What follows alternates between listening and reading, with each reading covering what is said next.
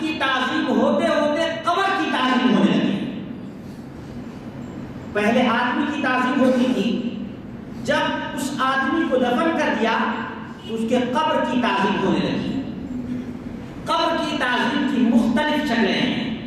مثال کے طور پر باادب کھڑا ہونا، باادب کھڑا ہونا، اور یہ باادب کھڑا ہونا میں کہتا ہوں کہ بہت سے لوگ ماشاءاللہ عمرہ کرنے کے لیے، حج کرنے کے لیے جاتے ہیں، خانہ کعبہ کا طواف کرتے ہیں، طواف کر کے یعنی ان کے دل میں کوئی ایسی چیز محسوس نہیں ہوتی ہے، لیکن یہی چیز دیکھ لیجئے جب قبر کا طواف لوگوں کو کرتے ہوئے دیکھیں گے، اور طواف سے حالانکہ طواف وَلْيَطَّوَّفُوا بِالْبَيْتِ الْعَتِيقِ، اللہ رب العالمین کا حکم ہے کہ طواف صرف کس کا ہے؟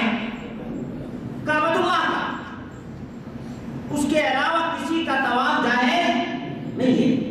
لیکن آپ اپنے ماتھوں کی آنکھوں سے دیکھتے ہیں اور اچھی طرح سے جانتے ہیں کہ لوگ قبروں کا طواف کرتے ہیں، تعظیم کعبہ سے زیادہ کرتے ہیں۔ تعظیم کیوں؟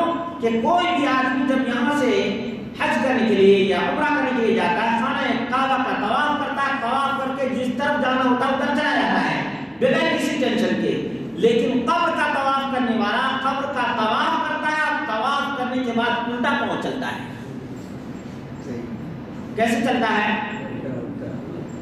الٹا پاؤں چلتا ہے۔ اگر پیٹھ دکھائیں گے تو یہ ان کی اہانت اور توہین ہوگی۔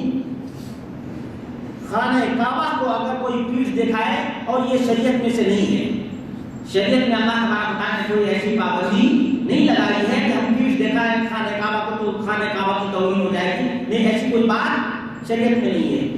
لیکن مشرکین کی شریعت میں یہ بات ہے کہ قبر کو پیٹھ نہیں دکھا سکتے ہیں، قبر کو پیٹھ نہیں دکھا سکتے ہیں، اور اسی وجہ سے لوگ اللہ سے نہیں کرتے